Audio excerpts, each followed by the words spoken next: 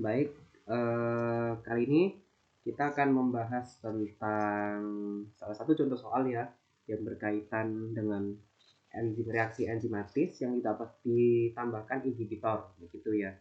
Nah, di sini kita punya sebuah inhibitor ditambahkan pada reaksi enzimatis pada konsentrasi sekian ya, 1 gram per liter. Kemudian di sini ada data konsentrasi dari substrat dan ada laju reaksinya ya. Oh ya, diketahui juga konstanta Michaelis-Menten di sini adalah 9,2 gram substrat per liter. Nah, di sini kita disuruh mencari KM APP atau konstanta Michaelis-Menten apparent-nya ya. Di sini ini kita tuliskan yang diketahui terlebih dahulu. Di sini diketahui ada KM ya. KM sama dengan apa tulis sini aja. KM 9,2 ya gram substrat per liter. Kemudian di sini kita juga punya konsentrasi inhibitor ya. Konsentrasi inhibitor sebanyak 1,0 gram inhibitor pasti per liter. Nah, kemudian di sini kita punya data reaksi ini ya. Data reaksi enzimatis. Di mana di sini ada S, di sini ada V. Nah, V-nya kecil. Kemudian di sini ada 20, 10, 6,67, 5, 4, 3,33 dan 2,5. Terus di sini juga ada 0,909, 0,658, 0,493, 0,40, 0,333, kemudian 0,289, kemudian 0,227. Nah, di sini kita disuruh mencari apa saja ini. Kita disuruh mencari KM ininya ya. KM APP-nya berapa? Terus kita disuruh cari apakah ini kompetitif, inhibitor kompetitif atau non kompetitif. Kemudian kita disuruh mencari juga nilai KI. Nah, oke, kita jawab ya. Nah, di sini kita sudah punya data reaksi enzimatis, maka apa yang bisa kita lakukan di sini? Nah, kita bisa membuat semacam plot ya. Kita bisa membuat semacam plot ya, atau teman-teman kalau misalkan memakai regresi linear juga bisa. Nah, di sini kita akan memakai plot ya. Kita akan membuat plot dengan pendekatan Lineweaver-Burk. Lineweaver-Burk plot. Karena kalau sejauh ini aku pelajari, Lineweaver-Burk plot ini yang paling sering digunakan lah gitu.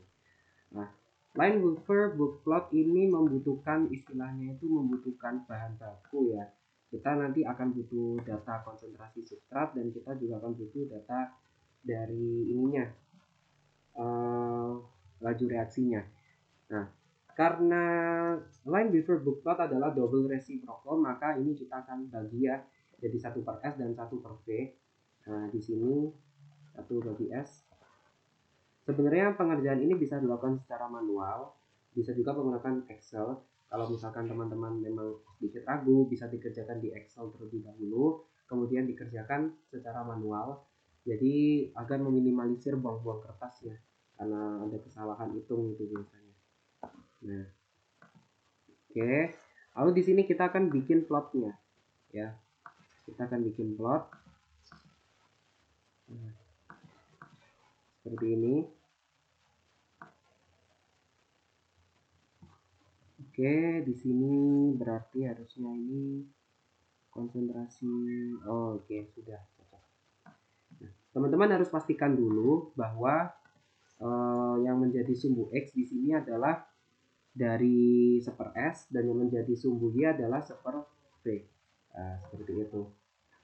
Kemudian yang teman-teman lakukan berikutnya adalah teman-teman bikin garis trennya. lalu teman-teman munculkan persamaannya ya. Nah, di sini ternyata kita dapatkan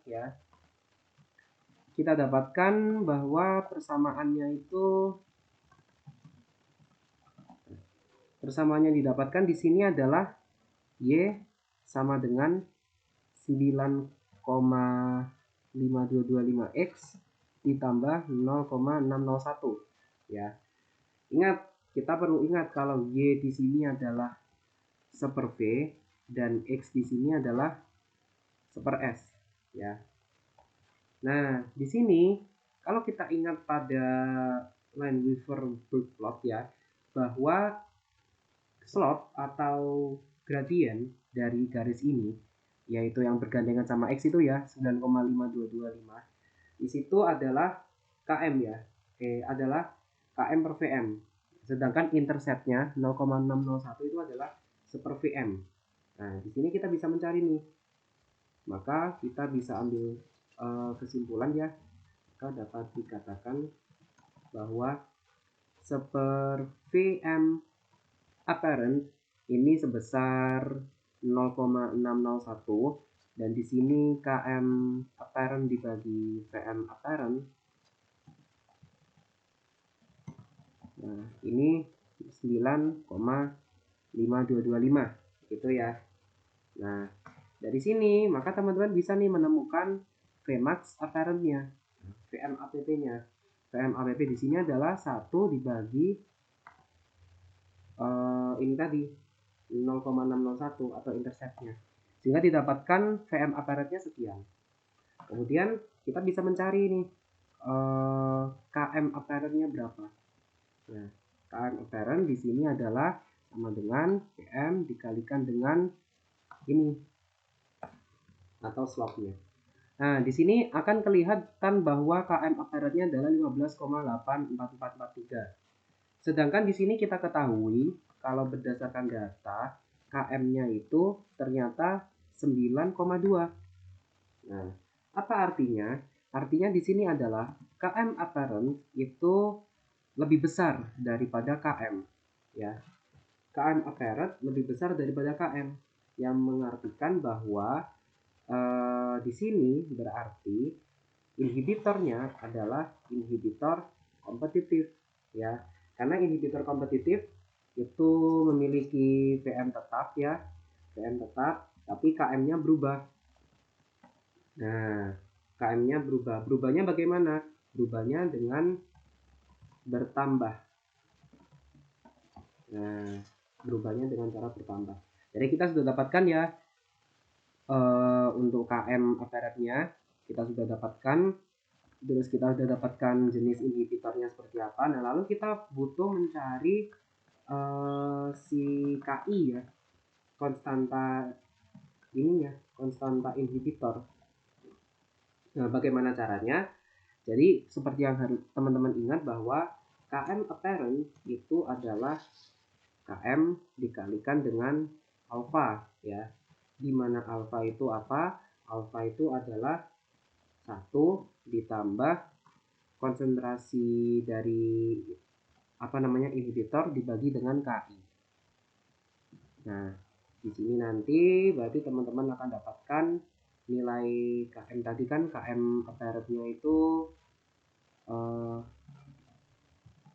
Km apparent di sininya ada berapa tadi Km apparentnya? 15,84 ya. Terus di sini juga ada Km ya. Km-nya 9,2. Maka akan teman-teman dapatkan A-nya itu adalah si Km apparent dibagi dengan Km, didapatkan 1,72. Nah, kemudian kita bisa nih mencari KI. Nah, KI berarti nanti mungkin bisa teman-teman cek ya. KI di sini adalah sama dengan A dikurangi 1 gitu ya. Nah, A dikurangi 1 terus dikalikan ini berarti KI-nya itu berarti dibagi 1 dibagi ininya ya tadi A-nya dikurangi 1. Nah, berarti konstanta ininya konstantasi inhibitor itu adalah 1,38554. Nah, ini adalah nilai dari konstanta inhibitor, terus Km apparent, konstanta Michaelis-Menten pada penambahan inhibitor, dan ini jenis inhibitornya yaitu inhibitor kompetitif seperti itu.